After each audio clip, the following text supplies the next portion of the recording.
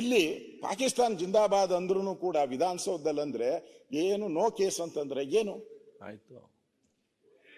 ಏನು ಅವ್ರಿಗೆಲ್ಲ ಅನ್ಸ್ಬಿಟ್ಟಿದ್ಯಾ? ಈಗ ಪಾಕಿಸ್ತಾನ ಜಿಂದಾಬಾದ್ ಅವ್ರಿಗೆ ಅನ್ಸಿದ್ಯಾ?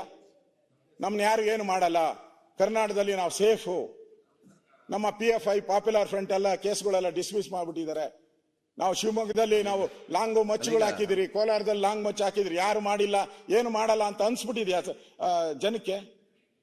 ಸರ್ಕಾರಕ್ಕೆ ಅನ್ಸಿದ್ಯಾ? ಹೆಂಗೆ ಈ ತರದ ಒಂದು ಘಟನೆ ಆದಾಗ ಎಷ್ಟು ದೇಶಭಕ್ತಿ ಇದ್ದಿದ್ರೆ ಎಷ್ಟು ಸೀರಿಯಸ್ ಆಗಿ ಆಕ್ಷನ್ ಆಗ್ಬೇಕಾಯ್ತು. ಸ್ಥಳಕ್ಕೆ ಎಲ್ಲರೂ ಭೇಟಿ ಮಾಡ್ಬೇಕಾಯ್ತು, ಮುಖ್ಯಮಂತ್ರಿಗಳಿರ್ಬೋದು, ಮಂತ್ರಿಗಳಿರ್ಬೋದು, ಎಲ್ಲರೂ ಭೇಟಿ ಮಾಡ್ಬೇಕಾಯ್ತು. ಏನಾಯ್ತು ಹೇಗೆ ಅಂತ ಯಾರು ಏನು ಮಾತಾಡೇ ಇಲ್ಲ, ಒಬ್ಬರು ಬಾಯ್ ಬಿಟ್ಟೇ ಇಲ್ಲ. ಇದೊಂದು ರೀತಿ ಇಡೀ ದೇಶಕ್ಕೆ ಅವಮಾನ ಆದಂತ ಒಂದು ಘಟನೆ. ಇಡೀ ಕನ್ನಡಿಗರು 7.5 ಕೋಟಿ ಕನ್ನಡಿಗರು ತಲೆ ತಗ್ಸುವಂತ ಘಟನೆ ವಿಧಾನಸೌಧದಲ್ಲಾಗಿದೆ.